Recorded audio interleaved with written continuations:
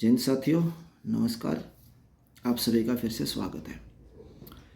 आज हम बात करने वाले हैं इंक्रीमेंट के बारे में। काफ़ी साथियों के मुझे क्वेश्चन प्राप्त होते हैं अलग अलग टॉपिक्स के ऊपर वीडियो बनाने के लिए। तो आज हम इंक्रीमेंट वाले टॉपिक पर वीडियो बनाने जा रहे हैं। तो ये वीडियो आप पूरा देखिएगा और आगे बढ़ने से पहले आपसे निवेदन, चैनल को सब्सक्राइब ज़रूर करें और वीडियो को अपने ज़्यादा से ज़्यादा साथियों के साथ शेयर करें ताकि जानकारी सभी को मिल सके और सभी में अवेयरनेस आ सके। चलिए, प्रॉब्लम कहाँ पे आ रही है? काफ़ी साथियों को, बहुत से लोगों को तो है जानकारी इस बारे में, लेकिन काफ़ी साथी ऐसे हैं जिनको जानकारी नहीं है इंक्रीमेंट कब लगता है, किसका इंक्रीमेंट कब लगेगा। ये एक बड़ा पेचीदा सा मामला बना रखा है काफ़ी साथियों ने।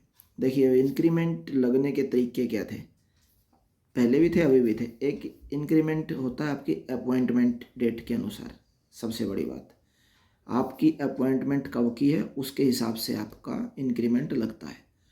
उसके बाद कब आपका प्रमोशन हुआ, कब आपको फाइनेंशियल अपग्रेडेशन मिली या एमएससीपी में अपग्रेडेशन मिली, इन सभी के आधार पर इंक्रीमेंट तय होते हैं। छठे वेतन आयोग तक, यानी कि 1 जनवरी 2016 से पहले छठा वेतन आयोग, उसमें क्या होता था, साल में एक बार इंक्रीमेंट लगता था, हर साल 1 जुलाई को। लेकिन जैसे ही 7वां वेतन आयोग आया, वहाँ पर इसमें चेंज कर दिया गया और इसको चेंज करवाने का श्रेय जाता है all India defence employ federation AIDF को, जिन्होंने बहुत फाइट लड़ी इस चीज़ के लिए। तो 7वां वेतन आयोग लगने के बाद इंक्रीमेंट लगना शुरू हो गया साल में 2 बार, 1 जनवरी को और 1 जुलाई को। ठीक है जी।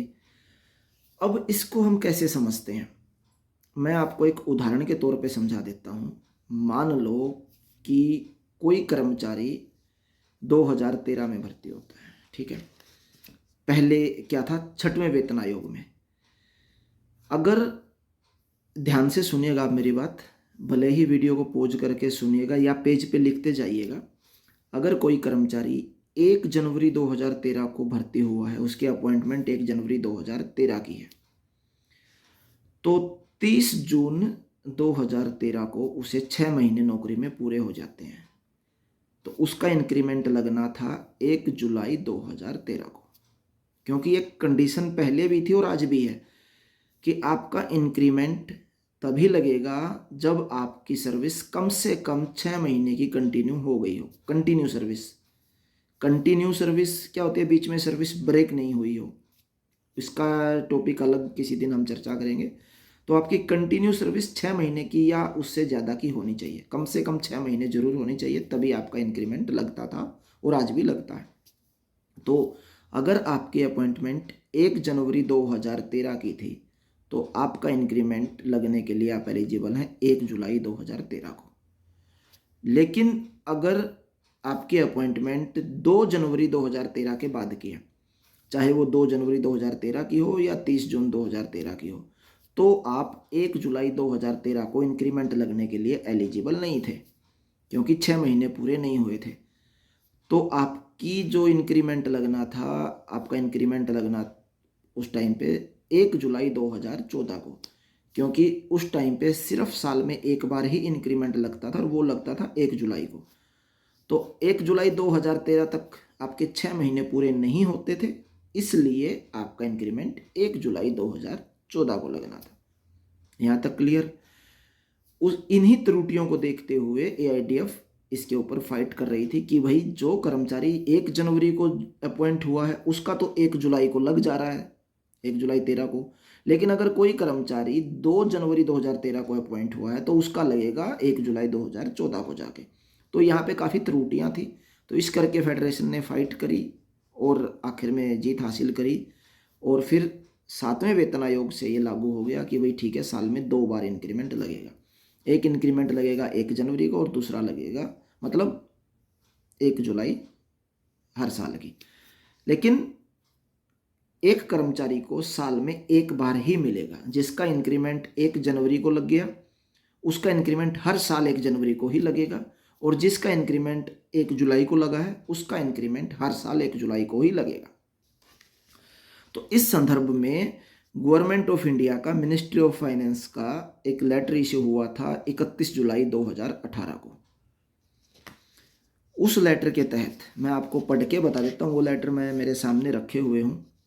उस लेटर के तहत क्या था कि पहले तो ये कि भाई जो साल में एक बार इंक्रीमेंट लगता था उसको रद्द करते हुए साल में 2 बार लगाने का प्रावधान कर दिया गया है, हर साल 1 जनवरी को और 1 जुलाई को। लेकिन शर्त वही कि एक कर्मचारी को साल में एक ही इंक्रीमेंट लगेगा, या तो 1 जनवरी को या 1 जुलाई को।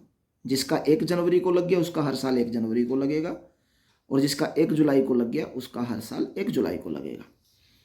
अब बात यहाँ पे आती है, हमारे साथी कन्फ्यूज ये हैं कि किसका इंक्रीमेंट 1 जनवरी को लगेगा और किसका इंक्रीमेंट 1 जुलाई को लगेगा।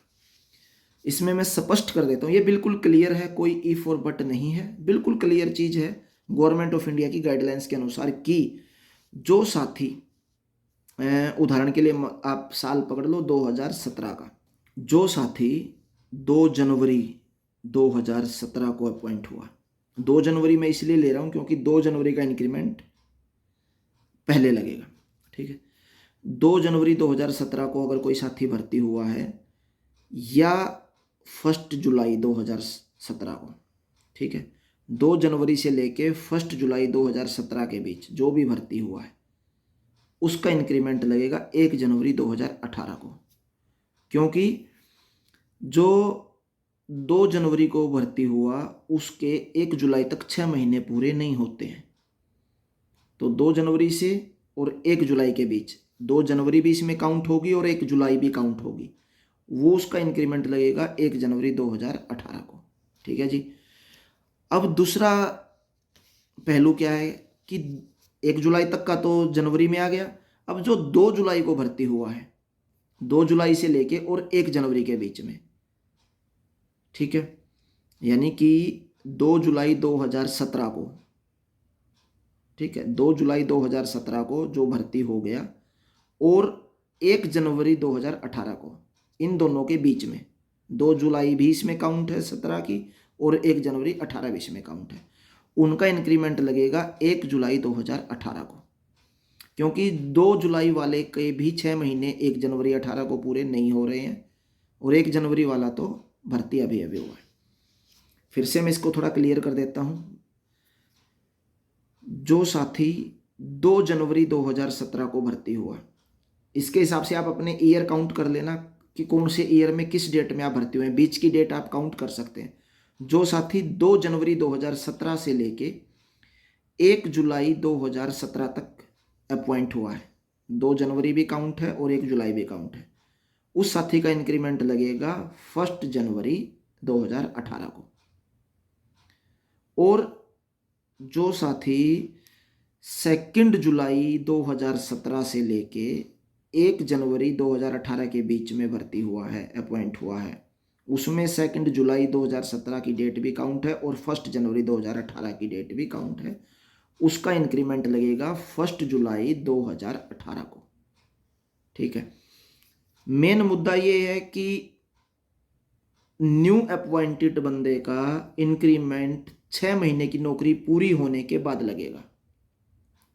वो 6 महीने आपके 1 जुलाई तक पूरे हो जाते हैं तो 1 जुलाई को इंक्रीमेंट लगेगा, और अगर 1 जुलाई तक पूरे नहीं होते हैं तो वो जनवरी में चला जाएगा। काफ़ी साथियों के क्वेश्चन ये रहा है कि जी मेरी ज्वाइनिंग 1 फरवरी की है, 2 फरवरी की है जी, मई की है या जून की है। भाई बीच में किसी भी दिन की आपकी ज्वाइनिंग हो, 2 जनवरी से और 1 जुलाई के बीच में आपकी किसी भी दिन की ज्वाइनिंग हो, 1 जुलाई काउंट होगी उसमें और 2 जनवरी भी काउंट होगी, तो आपका इंक्रीमेंट नए साल, आने वाले नए साल की 1 जनवरी को लग जाएगा। और जिसकी ज्वाइनिंग 2 जुलाई से लेके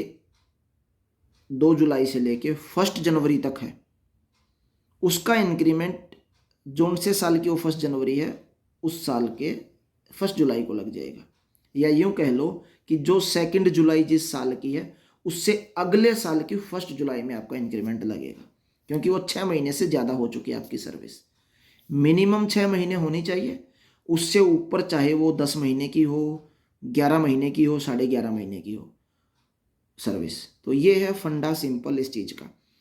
इसके रिगार्डिंग विभागों ने बार बार गवर्नमेंट ऑफ इंडिया से रिप्लाई मांगे, तो हर बार यही रूल रहा है। हाँ, बाद में आप जाके इसमें चेंज कर सकते हैं जब भी प्रमोशन होता है। प्रमोशन के टाइम पे आपके पास ऑप्शन होती है, जब आप ऑप्शन भरते हैं तो वो ये देखने वाली बात होती है कि आपका प्रमोशन कब हुआ है और आप नेक्स्ट कब चेंज कर सकते हैं।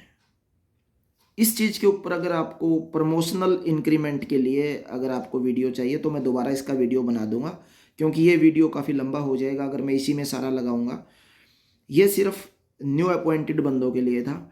और प्रमोशनल के लिए चाहे वो डीपीसी अपना सॉरी एमएससीपी का प्रमोशन है या आपका नॉर्मल प्रमोशन है, तो उन दोनों चीज़ों के लिए इंक्रीमेंट अलग तरीके से लग सकता है। मतलब जो बाय डिफ़ॉल्ट आपका अपॉइंटमेंट के हिसाब से चल रहा है वो तो चलेगा ही चलेगा, आप चाहें तो वहाँ पर जाके चेंज कर सकते हैं जब आपके प्रमोशन की या एमएससीपी की डेट आती है। ठीक है, ये था इंक्रीमेंट के ऊपर। इसमें अगर कोई चीज़ समझ नहीं आई तो आप मुझे क्वेश्चन कर सकते हैं, कमेंट बॉक्स में लिख सकते हैं या ईमेल कर सकते हैं। ठीक है, और अगर आपको इसके अलावा इसमें जो अपना प्रमोशनल इंक्रीमेंट की बात है तो उसके ऊपर एक अलग वीडियो बना के मैं डाल दूंगा कि कौन सा ऑप्शन उसमें बेटर रहता है, किस ऑप्शन में कैसे क्या चॉइस करना है, क्योंकि वो भी वीडियो थोड़ा सा लंबा बन जाएगा, तो इसलिए सेपरेट करना। ठीक है, अगली बार फिर आपसे एक अलग टॉपिक पे चर्चा करेंगे। आपको किस टॉपिक पे क्या जानकारी चाहिए आप कमेंट बॉक्स में लिखते रहिए। जो वीडियो मैं बनाता हूँ उसके बारे में आपके क्या विचार हैं वो भी आप मुझे बताइए, क्या सुधार कर सकते हैं वो भी बताइएगा, ताकि और स्पष्ट तरीके से हम जानकारी दे सकें। मेरा मेन मकसद है कि आप साथियों को ज़्यादा से ज़्यादा जानकारी मिले और स्पष्ट जानकारी मिले, ताकि सभी साथियों को उस चीज़ की जानकारी हो सके जिनको नहीं है, और आप भी अपना कहीं से अगर कोई नुकसान हो रहा है या उस चीज़ का बेनिफिट आपको नहीं मिल रहा है तो आप वो बेनिफिट ले सकें। ठीक है जी, इस वीडियो को सभी साथियों के साथ आप शेयर करना बिल्कुल न भूलें, और सब्सक्राइब करने की तो बार बार मुझे बोलने की ज़रूरत नहीं होनी चाहिए। अगले टॉपिक में फिर मिलेंगे, तब तक के लिए धन्यवाद। जय हिंद, नमस्कार।